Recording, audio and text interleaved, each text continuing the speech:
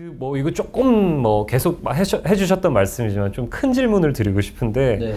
이 최근에 이 집값 하락 추세가 앞으로 정말 대폭 하락으로 이어질지 네. 아니면 뭐 일부 조정선에서 좀 그칠 수 있을지 좀 어떻게 보실까요? 네.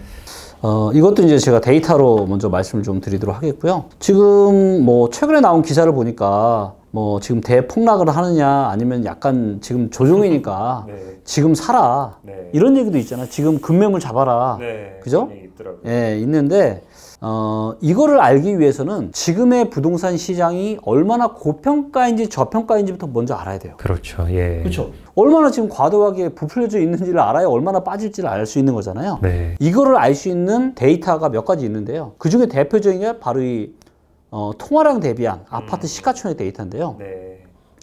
요 파란색을 보시면 요게 통화량. 대한민국의 M2 통화량입니다. 네. 그래서 시중에 있는 통화량을 보시면 되고 요 빨간색 선이 대한민국 아파트 시가총액입니다. 아파트만 따신 건가요? 예, 아파트만. 네. 자, 기본적으로 아파트 가격은 계속 오릅니다. 왜? 통화량이 보시는 것처럼 계속 올라가니까 엎치락 뒤치락 하면서 비슷하게 올라오죠. 그래서 얘가 지난 한 96%에서 많으면 한 120% 정도.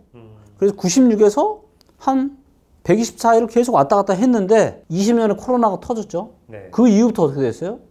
이렇게 미친 듯이 폭등한 겁니다. 그래서 대한민국에 있는 M2 총화량 전체보다 지금 아파트 시가총액이 46%가 많아요. 그리고 요 뒤에 이렇게 막대 그래프인데 지난 금융위기 네. 전에 네. 보다 2배 이상 많죠. 이때가 21%, 121%니까 네. 21% 고평가였고 지금 46% 고평가거든요. 자, 그러면 얘가 지금 100m로 떨어지면 몇 프로 빠져야 되겠습니까? 146인데 이 146이 네. 떨어질 때 보면은 96까지도 떨어졌잖아요. 물론 네. 더 낮을 때는 88까지도 떨어졌었고요. 그러면 100 정도 떨어지려면 40% 이상 떨어져야 100 정도 떨어지는 거잖아요. 그렇죠. 근데 100보다 더 떨어진다라면 50%까지는 아니지만 40 몇 프로까지도 떨어질 수 있다라고 데이터는 보여주는 겁니다. 근데 40 몇 %까지 떨어진다 그러면 정말 역사상 뭐 손에 꼽는 IMF에 육박하는 수준이 될 수 있는 거죠. 자, 여기에 또 하나의 중요한 데이터가 있는데요. 네. 사람들의 소득 대비해서 얼마나 아파트 가격이 비싸냐 싸냐는 글로벌하게 굉장히 중요하게 보는 지표 중에 하나입니다. 네네. 자, 이 지표로 지금 서울의 아파트 가격이 얼마나 비싼지를 제가 보여드릴게요. 예. 자, 이제 보시는 것처럼 요 데이터가 이제 서울의 소득 대비한 아파트 가격의 비율입니다. 네. 그래서 얘가 이제 역사적으로 가장 나왔어요. 2004년, 그 다음 2014, 15년, 이때가 11.45 정도 됐어요. 네. 11.56 정도. 네. 그래서 2000년대 초반에도 기회가 있어요. 2010년대도 기회가 있었죠. 네. 그리고 지난 고점이 얼마였냐면 16.4 정도 됐습니다. 이 금리기 터지기 바로 전. 네. 2008년 6월 달에 16.4였어요. 아, 자, 지금 얼마냐? 26입니다. 말도 안 되네요. 말도 안 되는 거죠. 네. 사람들의 소득 대비해서 말도 안 되게 과도하게 고평가되어 있다. 그리고 역사는 반복이 되고, 자, 2000년대도 있고, 2010년대도 있고, 2020년대도 이렇게 떨어질 일 없을까요? 최소한 여기까지는 아니어도 역사적인 평균까지는 오겠죠. 얘가 11.6까지 떨어진다. 그러면 뭐 반토막도 넘게 떨어져야 돼요. 네. 한 60% 떨어져야 됩니다. 이건 제가 이야기하는 게 아니라 실제 데이터가 이야기하는 겁니다. 네. 예. 지금은 대한민국 역사상 그 어느 때보다 부동산 시장이 백척 가운데 굉장히 위험한 순간에 있다. 물론 이게 연착륙 할 수도 있고, 즉 천천히 오랫동안 빠질 수도 있고 급락을 할 수도 있겠죠. 네. 네. 이게 근데 서울이 더 고평가가 돼 있는 거죠. 지역마다 조금씩 다릅니다. 지역마다 다른가요? 네. 근데 그러면 이게 좀 상대적으로 집값이 더 크게 떨어질 거라고 위험신호로 보이는 지역은 어디인지? 그 지역들은 네. 가장 심한 데가 어디냐? 네. 일단 인천과 대구입니다. 인천과 대구요. 네. 왜 그런가요? 일단 고평가의 정도도 네. 역사상 가장 고평가가 되어 있고요. 가장 고평가가 되어 있고, 네. 문제는 뭐냐면 이 두 지역들은 입주 폭탄까지 있어요. 그래서 제가 대구 같은 경우는 2021년 초반부터 제가 누누이 얘기했습니다. 뭐 수성구 뭐 갈 필요 없이 네. 대구는 무조건 지금 팔아라. 절대 사면 큰일 난다 지금. 내 집 마련했다가는 네. 폭탄 들고 지금 불 속으로 뛰어드는 거랑 똑같다. 예, 인천은 제가 올해 여름 이후로 계속 이야기했죠. 예, 인천은 내년부터 진짜 위험하다. 왜? 입주 물량이 많아도 너무 많기 때문에. 네. 그리고 그 두 지역들이 지금 가장 안 좋고, 그 두 지역은 2022년보다 23년이 훨씬 더 하락이 클 겁니다. 대구는 사실 이미 크지 않나요? 이미 큰데 네. 내년이 훨씬 더 클 거예요. 왜? 내년 입주민이 훨씬 많거든요. 큰일이죠. 특히 이제 서울도 문제긴 한데 서울과 경기도도 문제긴 한데 네. 진짜 더 큰 문제는 인천과 대구가 내년에는 진짜 세종은 거기에는 아직 못 미칠 정도인가요? 세종은 네. 세종은 데이터가 굉장히 좋은 지역이에요. 아 그래요? 네. 자, 예를 들면 이제 리치고 앱에 들어가서 보시면 네. 부동산에 영향을 미치는 데이터 중에 네. 여러 가지가 있지만 일자리가 굉장히 중요하거든요. 아 자, 지난 3년 동안 일자리가 제일 많이 증가한 데가 어디입니까? 세종. 세종이에요. 그렇죠. 정부 부처들이 계속 하고 있어요. 네. 네. 다른 데는 뭐 저기 한 자릿수인데 얘는 아 20%가 넘는 네. 혼자 완전 엄청나죠. 자, 거기다 공급 물량 같은 경우도 보시면 네. 신규 입주 비율이 전국에서 제일 낮은 데가 어디냐? 아, 제주도랑 세종이에요. 아 이것도 수요와 공급의 원리인 거네요. 네, 네, 그렇죠. 예. 입주 물량도 작고, 그 다음에 인구는, 그러니까 유입되고. 계속 유입, 근데 계속 떨어지잖아요. 네. 그런 세종조차도. 네. 그래서 저는 만약에 반등이 들어온다라면 어디가 제일 먼저 들어오냐? 세종이. 세종이 들어올 가능성이 저는 좀 있다. 근데 세종이 지난번에 뭐 행정수도를 뭐 완전히 옮긴다 얘기하면서 갑자기 확 그렇죠. 폭등했다가 2020년에 완전. 그게 사실 많이 폭등한 건 많이 반납을 했는데 맞습니다. 그래도 이게 다시 반등을 할 때 세종이 할 확률이 높다. 높다. 왜? 네. 세종은 입주 물량이, 그러니까 서울이 입주 물량이 작다고 하죠. 네. 그 서울이 몇 퍼센트냐면 19.13이에요. 네. 그런데 세종은 6.99. 즉, 크네요. 서울보다 입주 물량이 훨씬 더 작아요. 네. 거기다가 일자리는 서울보다 훨씬 많이 증가하고 있고, 인구도 몰리고 있고. 네. 그런데 너무 많이 급등을 했기 때문에 거품이 지금 빠지는 과정인 거고, 아. 그렇기 때문에, 그러니까 그 누구보다 빠르게 조정이 시작된 게 세종이었거든요. 네. 네. 그래서 저는 뭐다? 만약에 뭐, 빠르면 내년이나 내후년에 반등이 들어온다. 그럼 세종. 라고 하면은 세종이 저는 손가락으로 꼽는 몇 군데 중에 하나가 되지 않을까 싶습니다. 혹시 다른 손가락도 어딘지 여쭤봐도 괜찮을까요? 아, 다른 손가락이요? 네. 아, 다른 손가락은, 자, 여기 이제 보시면 지역 랭킹에 들어가서, 그러니까 부동산의 가격을 영향을 주는 다양한 데이터들을 일반인들이 다 해석하는 거 너무 힘들잖아요. 네. 그렇죠. 그래서 이거를 인공지능 기술을 결합을 해서 하나의 점수를 만들었습니다. 어. 그게 뭐냐? 바로 이 투자 점수라는 겁니다. 투자 점수. 그래서 이 투자 점수만 보면 어디에 지금 투자하는 게 좋은지를 알 수가 있어요. 그래서 이제 보시면 이렇게 나오죠. 네. 예. 그래서 거제, 당진, 예, 요 지역들 중에 여기서 한 상위 한 20위권 안에 드는 지역들 중에서 네. 내년 중순이나 내년 연말이나 한 내년 정도의 데이터가 또 바뀌거든요. 그렇죠. 그 데이터를 보면서 의사결정하시면 될 것 같아요. 예, 거기에 참고로 투자 점수만 보면 안 되고 네. 사람도 성격도 보지만 능력도 보듯이 그렇죠. 데이터도 비슷하거든요. 네. 그래서 투자 점수뿐만이 아니라 가격 상승임 지수라는 게 또 있습니다. 네. 그래서 그 지역이 상승을 할 수 있는 여력이 얼마나 있는지를 또 데이터로 측정을 한 거예요. 네. 그래서 이런 것들을 좀 같이 보시면서 내년 뭐 한 중후반 이후에 의사결정하시면 좋을 것 같습니다. 똑같은 공업도시인데 아까 전세가율에서 되게 위험한 수치를 보였던 게 포항하고 광양이었는데 네. 거제는 계속 점수가 좋네요. 네, 좋죠. 네. 네, 그러니까 거제 같은 경우는 제가 비율을 네. 뭐 무릎, 허리, 어깨로 제가 비율을 하면은 네네. 모든 투자는 무릎에 사서 어깨에 팔라 그러잖아요. 그렇죠. 그런데 거제는 지난 수도권이나 지방이 올라오는 동안 계속 거제는 꺼지기만 했습니다. 그리고 상승한 지가 얼마 안 됐어요. 그래서 거제는 제가 보기에 한 허벅지 정도 왔어요. 네.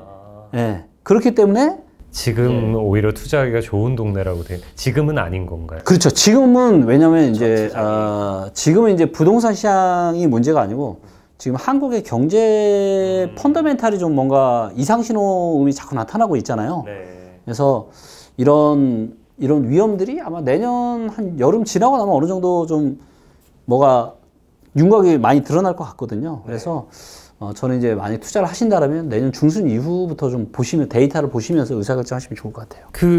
제가 뭐 좀 액면가는 좀 있지만 저도 MZ 세대인데요. 네. 지금 저 같은 이제 무주택 MZ 세대들도 뭐 사실 요즘 부동산 관심 워낙 많은데 그렇죠. 저는 연끌을 하지 않은 MZ 세대입니다. 네. 저한테 만약 부동산 투자에 조언을 주신다면 어떤 조언을 혹시 주실 수 있으실지, 네. 언제쯤 투자하는 게 좋을지. 네. 자, 첫째, 부동산 투자는 인생에서 가장 큰 의사결정이죠. 그렇죠. 예. 이거보다 더 비싼 거 할 수가 없으니까요. 혹시 할 수 있으세요? 없죠. 아니 뭐 찾아봐도 없죠. 그죠? 없죠. 예. 자, 그런데 우리가 뭐 100만 원, 200만 원 하는 핸드폰을 우리가 하나 의사결정을 할 때도 어떻게 하죠? 엄청 알아보고. 테크노마트 가고. 그렇죠. 막 여기 알아보고 온라인으로 알아보고 발품 팔아보고. 네. 얘가 핸드폰 뭐 조금 싸게 산다고 해서 내 인생이 전혀 바뀌는 거 없잖아요. 그렇죠. 근데 집은, 그러니까 이거는 내 집 마련은 언제나 옳다라고 얘기하시는 분들이 계신데 저는 그렇게 생각하지 않습니다. 네. 개인의 일반적인 개인분들에게 있어서는요, 내 집 마련 내 인생의 가장 큰 베팅이에요. 가장 큰 베팅입니다. 네. 근데 이런 베팅을 아무 때나 해도 된다? 지금 같은 시기에 해도 된다? 아니다라는 거죠. 네. 그렇기 때문에 항상 물어보세요. 과연 지금이 내가 10년 만에 한 번 정도 있을까 말까한 절호의 기회인지 아닌지. 왜? 인생에서 가장 큰 베팅이니까. 그렇죠. 워렌 버핏이 그런 얘기를 했잖아요. 10년 동안 보유할 자신이 없는 주식은 아예 사지도 마라. 저는 이렇게 얘기합니다. 그렇죠. 10년에 한 번 정도 있을까 말까한 기회가 아니면요, 부동산 사면 안 돼요. 네. 왜? 제가 인생을 살아보니까 그렇습니다. 좋은 대학 나와서 좋은 직장 잡는 거 물론 중요하죠. 네. 근데 얘보다 공부 좀 덜하고 직장 좀 덜 좋은 거 잡아도 크게 격차가 안 나요. 자, 그런데 내 집 마련을 언제 살 건지, 어디에 살 건지 이 의사결정 하나만으로요, 그렇죠. 몇 억 차이가 난다니까요. 네. 몇 억 차이가 나요. 네. 그렇기 때문에 그런 마음 자세, 그리고 데이터에 근거해서 네. 제가 리치골을 왜 만들었냐면 제가 부동산 투자를 잘하고 싶어서 만든 거예요. 고민을 한 게, 인간은 한계가 있다. 왜? 수없이 많은 그 지역의 부동산 가격에 영향을 미치는 데이터를 인간은 머릿속에 다 담을 수 없잖아요. 그렇죠. 그래서 제가 생각한 게, 그러면 부동산에 영향을 미치는 데이터들을 내가 연구해서 직접 내가 시스템을 만들어 보자. 네. 그렇게 해서 제가 리치골로 만든 거고, 저도 이걸로 상당히 많은 투자를 해봤고, 네, 진짜 백발백중입니다. 정말 솔직히 공개하기 싫었어요, 리치고. 리치고 데이터, 꼭 리치고가 아니어도 됩니다. 네. 네, 객관적인 데이터에 근거해서 부동산에 대한 이런 의사결정 하시면 아주 좋은 부동산 투자 하실 수 있습니다. 네. 네. 그럼 대표님, 저 질문 하나만 더 해도 될까요? 네네. 방금 말씀하신 것처럼 그럼 절호의 기회를 이렇게 찾는 것도 좋지만 저 같은 경우 또 사회초년생이기도 하고 또 무주택 MZ세대이기도 한데, 그럼 저는 이런 기회를 찾아보는 게 더 좋을까요? 아니면 주택 청약으로 내 집 마련의 기회를 좀 더 바라보는 게 더 좋을까요? 네. 지금은 청약 통장이 필요가 없을 것 같아요. 왜냐하면 미분양이 계속 많아지고 있고 앞으로 훨씬 더 많아질 거거든요. 가장 좋은 건 뭐냐면 미분양 난 거를 할인 분양 받아서 사시는 겁니다.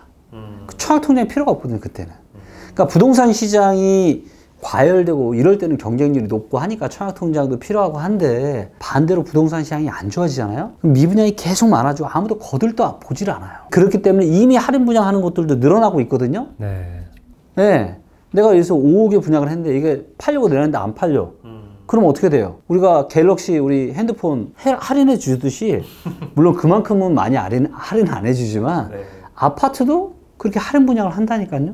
그리고 그럴 수 있는 시기가 제가 보기에는 2, 3년 뒤부터 온다.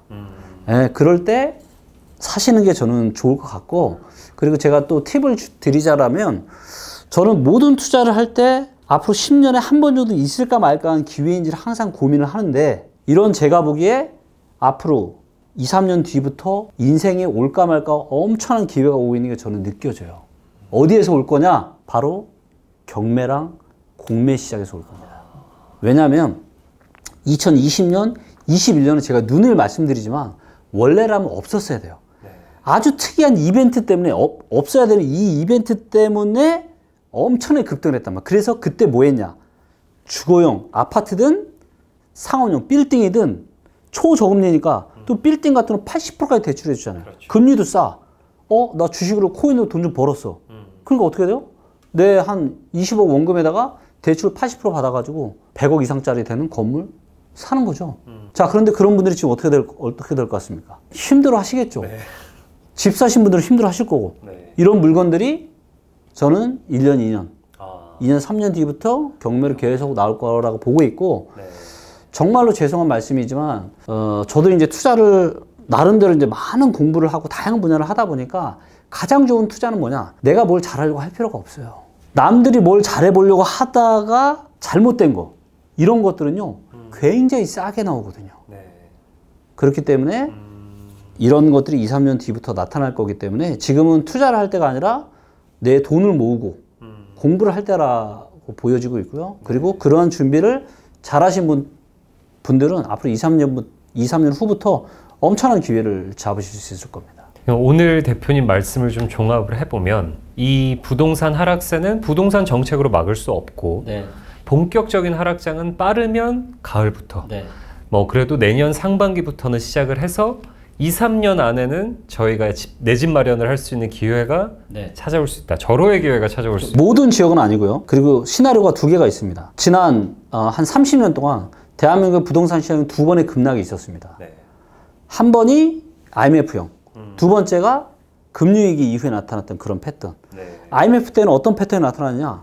단기간에 엄청난 급락을 했어요. 50%, 60%가 빠졌습니다. 네. 난리가 났죠, 그때. 예. 그리고 금융위기 때는 내렸다가, 금융위기 터지면 내렸다가 부양정책을 펼치니까 장가를 올랐다가, 그래서 쌍봉을 주식으로 따지면 쌍봉 비슷하게 찍고 대세하라 그랬어요. 네. 완만하게. 근데 저는 이번에 나타나는 하락 패턴은 금융위기형보다는 IMF형에 좀 더 가까울 수 있다. 네. 왜?